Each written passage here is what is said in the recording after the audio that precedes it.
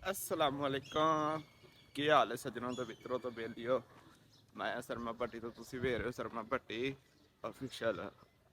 अच्छा सज्जनों तो मित्रों बेलियो आज फिर नहा धो के देखो नहा धो के बाहर निकले हैं।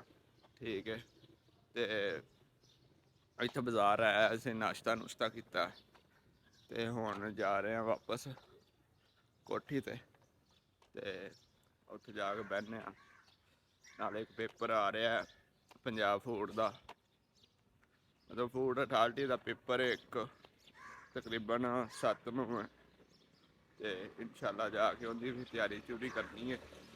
ठीक है ते तुहानूं दिखावांगे पेपर भी अपना केड़ा पेपर देन जाना है नाले तुहानूं थोड़ी जी इन्फॉर्मेशन देंगे उनके बारे में। ठीक है ते इंशाल्लाह तुसीं साडे नाल रहना ते नाले दूजी गल है मॉल देखो तुसीं पुरसकून माहौल है टेंशन कोई नहीं है। ठीक है देखो ना किसी को कोई बंदा तंग करता ना कुछ बाजार है बाजार दे विच भी रौनक पूरी लगी है। ठीक है तो इंशाल्लाह पहुँच जाए बस अपनी कोठी से ठीक है बाद च मिलने। लो जी पुल्ला लियो इत्थे हुण नमाज पढ़ी है ते नमाज पढ़ के हम बाहर निकले हैं इंशाल्लाह। देखो देखो सुकून माहौल है टेंशन कोई नहीं है इतने बस 5 ही रिक्शे चलते हैं रिक्शे दूजे भी नहीं है। ठीक है ते कोई इक्का दुक्का रिक्शा। ठीक है ते अज भी पता इतवार की छुट्टी है ते इत्थे ही असीं हाँ लाओ नहीं ते इत्थे कोई ऑन करने मतलब इतने आन रोटी छोटी का बंदोबस्त भी करने फिर अपने होटल